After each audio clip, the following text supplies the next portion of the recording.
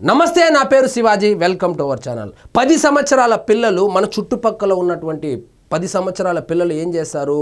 ఎప్పుడెప్పుడు మొబైల్ దొరుకుతుందా, వాళ్ళ నాన్న ఛార్జింగ్ పెట్టి వెళ్ళిపోతాడా, వాళ్ళ అమ్మ ఛార్జింగ్ పెట్టి వెళ్తే మొబైల్ తీసుకొని గేమ్స్ ఆడుకుందామా అని చెప్పి వాళ్ళు ఆ మొబైల్ తీసుకొని గేమ్స్ ఆడడము, యూట్యూబ్లోనో లేకపోతే ఇన్స్టాగ్రామ్లోనో లేదా రీల్స్ చూడడం కూడా మనం అందరం గమనించాము.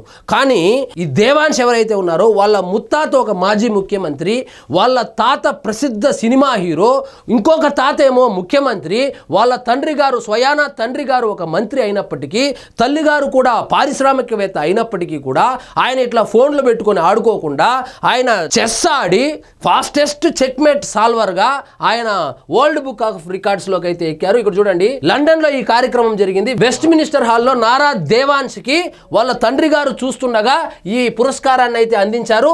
సో వాళ్ళ తండ్రి గారు స్వయంగా హాజరై కుమారుడి విజయాన్ని చూసి ఎంతో ఆనందించారు. ఇక్కడ చూడండి, దేవాంశ్ వరల్డ్ రికార్డ్ చెస్ లో అరుదైన పురస్కారం అవార్డు ఇచ్చిన world book of records London Westminster లో సన్మానం. దేవాంశ్ ను చూసి గర్వపడుతున్న తండ్రి Lokesh emotional comments. CM Nara Chandrababu Naidu మనవుడు మంత్రి నారా లోకేష్ కుమారుడు దేవాంశ్ అంతర్జాతీయ వేదికపై ఒక అరుదైన ఘనత సాధించారు. కేవలం 10 ఏళ్ల వయసులోనే చదరంగంలో అద్భుత ప్రతిభ కనబరించి ఫాస్టెస్ట్ చెక్మేట్ సాల్వర్ గా ప్రపంచ రికార్డు నెలకొల్పారు.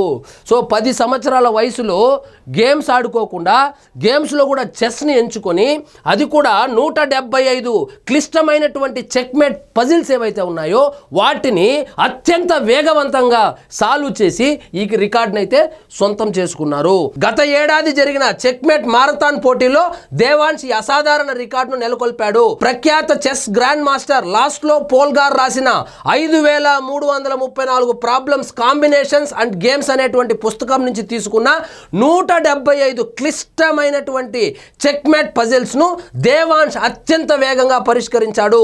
ఈ పజిల్స్ ను పరిమిత సమయంలో పూర్తి చేయడం ద్వారా దేవాంశ్ అసాధారణమైనటువంటి మేధాశక్తిని ప్రపంచానికి నిరూపించాడు. సో తండ్రికి తగ్గ తనయుడుగా, తాతకు తగ్గ మనవుడుగా దేవాంశ్ అయితే కనుక 10 సంవత్సరాల వయసులోనే ఈ చెస్ ఏదైతే ఉందో దాన్ని అత్యంత క్లిష్టమైనటువంటి పజిల్స్ ఏవైతే ఉన్నాయో దాన్ని వేగవంతంగా పూర్తి చేసి ఆయన ఈ అవార్డును అయితే అందుకున్నారు. ఈ అవార్డు అందుకున్నప్పుడు సాక్షాత్తు తండ్రి గారే అక్కడ ఉండి ఆనందంతో ట్వీట్ కూడా వేయడం జరిగింది. సో ఇది కష్టానికి తక్కిన నిజమైన ప్రతిఫలం. ఈయనకేమి ఊరికే రాలేదు. ప్రతిరోజు పొద్దున ఏ విధంగా దాన్ని ప్రాక్టీస్ చేశాడో నేను కల్లారా చూశాను. అతని కష్టానికి ప్రతిఫలం లభించిందని కూడా ఆయనైతే ట్వీట్ వేశాడు.